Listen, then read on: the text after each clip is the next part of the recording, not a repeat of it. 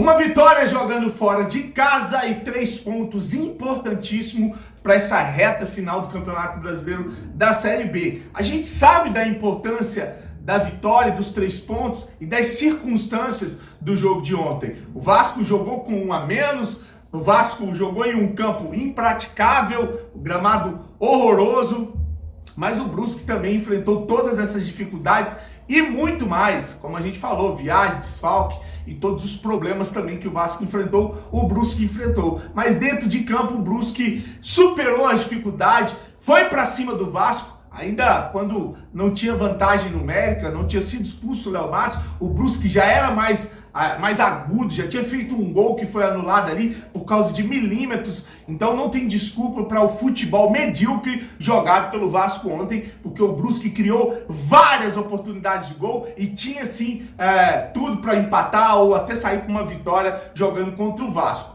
Então a gente tem que saber separar o que foi a apresentação do Vasco da importância de ganhar fora de casa, de pontuar, juntar esses 3 pontos com os 2 empates, que são 5 pontos, e agora buscar contra o Goiás uma vitória que pode sim ainda manter o Vasco na briga para um acesso aí para a primeira divisão.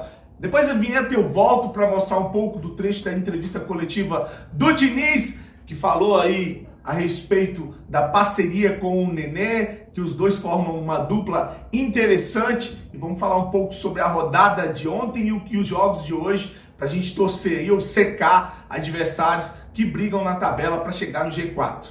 Ele é apaixonado pelo futebol, e eu também sou um apaixonado pelo futebol, e a gente forma, assim, nesse sentido, uma dupla bastante interessante. Ele acaba transbordando essa energia, esse amor que ele tem pelo jogo, pela bola, e contagia os seus companheiros, eu acho que contagia o torcedor.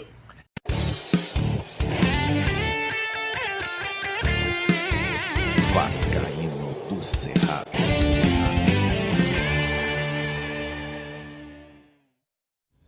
Fala galera, Vascaíno, eu sou o Thiago Fontes, falo de Brasília, Distrito Federal, trazendo mais um vídeo pro canal, um vídeo de sábado, depois de uma vitória, contando sempre com o seu like, seu joinha, que é fundamental para esse canal chegar em mais vascaínos da plataforma do YouTube. Chegou a primeira vez, te convido a assistir os vídeos, se gostar, se inscreve, compartilha e segue também o @Vascaíno do Cerrado lá no Instagram. Ontem o Vasco ganhou jogando contra o Brusque fora de casa, a gente sabe todas as circunstâncias do jogo. Ontem eu fiz um vídeo revoltado com o pequeno futebol apresentado pelo Vasco. Me irrita esse negócio de ficar tocando bola para um lado, bola para o outro, bola para trás, como se estivesse liderando o Campeonato Brasileiro da Série B com folga, sendo que a situação do Vasco é desesperadora e o time tinha que ter uma postura mais agressiva, ser mais incisivo, mais ofensivo, mais agudo, e eu acho que falta isso para o time do Wagner Diniz. Não sei se o problema é a forma ou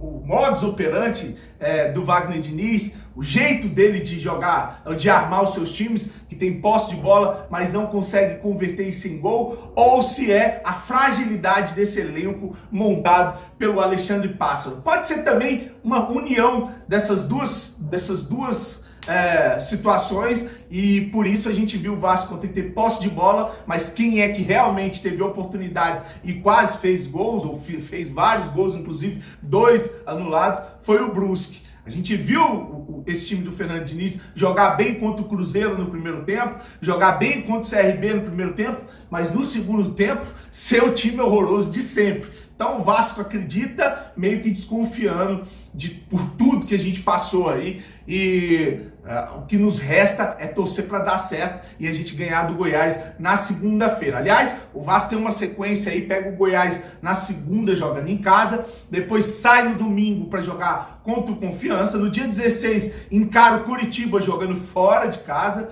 e depois, não, Curitiba em casa também, joga com o Curitiba em São Januário e depois pega o Náutico jogando fora de casa. Então tá uma sequência aí, Goiás, Confiança, Curitiba e Náutico. A situação do Vasco na tabela, o Vasco foi para 7º colocado, mas é uma situação de momento. Hoje vamos ter jogos que vão completar a 26ª rodada. O importante é que os times lá de cima começaram a tropeçar. O Curitiba tem 49 pontos, tem 25 jogos, joga hoje. O Goiás tem 45 pontos Jogou ontem, perdeu a segunda consecutiva. O Botafogo tem 44, joga ainda, vai jogar, tem 25 jogos. O CRB tem 44, fecha o G4, tem 25 jogos, vai jogar também. Aí vem Guarani em quinto com 41, Avaí em sexto com 40 e o Vasco colou ali no bloco em sétimo com 37. Depois Remo, Sampaio Corrêa, CSA, Náutico e Operário. O Vasco está na sétima colocação e vai ter que torcer para alguns adversários tropeçar para ele continuar lutando ali nesse bloco próximo do G4. Né? O Remo ontem ganhou do Náutico 1-0, o Goiás perdeu para o Vila Nova, são dois tropeços que ajudaram o Vasco, e o Vasco ganhou do Brusco. O Goiás perdeu por 2-1 pro Vila Nova, jogando em casa. Marcelo Cabo contestadíssimo, a torcida xingando o cara, discutiu com o Aleph Manga, tirou ele, botou ele no banco. O Nicolas, aquele atacante, não jogou porque estava suspenso, vai encarar o Vasco. Felipe Bastos no meio de campo, é horroroso. Eu assisti o jogo, o Goiás não tá essas coisas todas, dá para o Vasco ganhar. Hoje, na sequência da 26ª rodada, o Confiança pega o Operário, vamos torcer por Confiança, o Coritiba encara o Guarani. Nesse caso, dá para torcer por Curitiba. Curitiba tem 49, dificilmente Curitiba não sobe para a primeira divisão.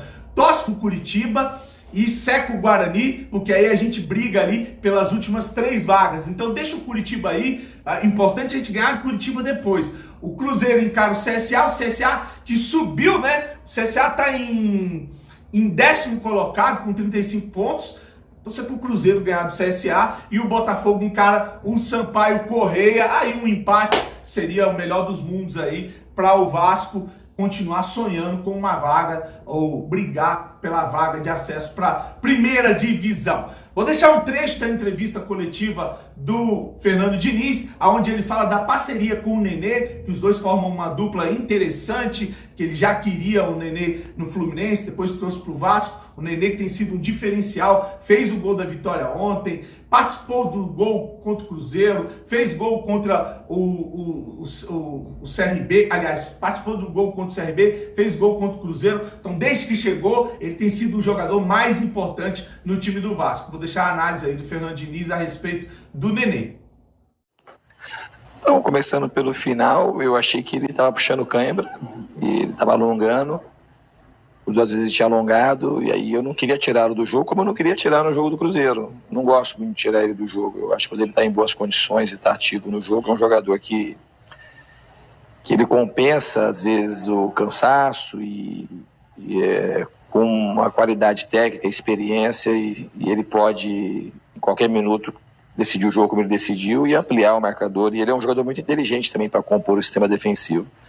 Às vezes pode faltar um pouco de intensidade no final das partidas, mas ele compensa de alguma forma. Então eu não queria tirar, ia tirar por causa de cãibra, mas ele falou que não estava com cãibra, que tinha puxado, mas ele só estava alongando, e aí eu resolvi mantê-lo na equipe. E a minha relação com o Nenê, ela já vem de um tempo atrás. Um dos poucos jogadores que eu joguei contra até o Nenê, quando ele estava no Paulista Jundiaí, estava pelo Fluminense. Depois a gente tem alguns amigos em comum. O Nenê é de Jundiaí, time que eu joguei um pouco depois do final da minha carreira, e também comecei... Foi meu 2ª equipe como treinador, e a gente tem alguns amigos em comum.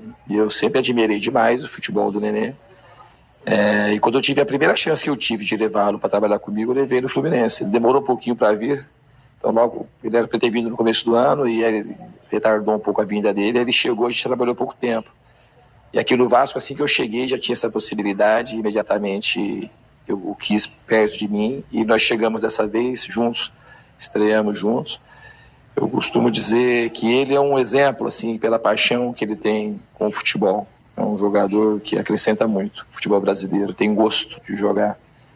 Tem o dinheiro envolvido, tem todas essas coisas, tem a projeção que a carreira traz, mas o Nenê, ele não... É como o apelido dele, ele é um nenê, assim, para jogar bola. Ele é apaixonado pelo futebol. E eu também sou um apaixonado pelo futebol, e aí a gente forma, assim, nesse sentido, uma dupla bastante interessante. Ele acaba transbordando essa energia, esse amor que ele tem pelo jogo, pela bola, e contagia os seus companheiros. Eu acho que contagia o torcedor, e muito merecido ele ter feito o gol hoje, ter feito o gol domingo, e tem muito aí para nos ajudar nessa missão que a gente tem pela frente, nessa tarefa que a gente tem que cumprir. Para finalizar esse vídeo, é hora de fazer o bem. Eu acho que não tem coisa melhor do que você ter a sensação de ajudar as pessoas. E a gente vai ajudar o canal de um garoto especial. Ele é especial mesmo, mora em Brasília. E o nome dele é Pablo, o canal dele chama canal Vascaíno da Colina, né? Um rapaz bem humilde e me pediu uma força, então vou deixar o link do canal dele aqui na descrição. Vamos ajudar, Vascaíno ajuda Vascaíno. O sentimento quando a gente ajuda as pessoas é muito legal, é muito bacana. E lembrar que tudo isso volta para você, tá bom? Desejar para você um fim de semana abençoado, maravilhoso, e que a gente possa na segunda-feira conquistar uma vitória, independentemente de como vai jogar. A gente tem que ganhar, o importante é esse time subir para a primeira divisão, tá bom? Grande abraço, fique com Deus e saudações vascaínas.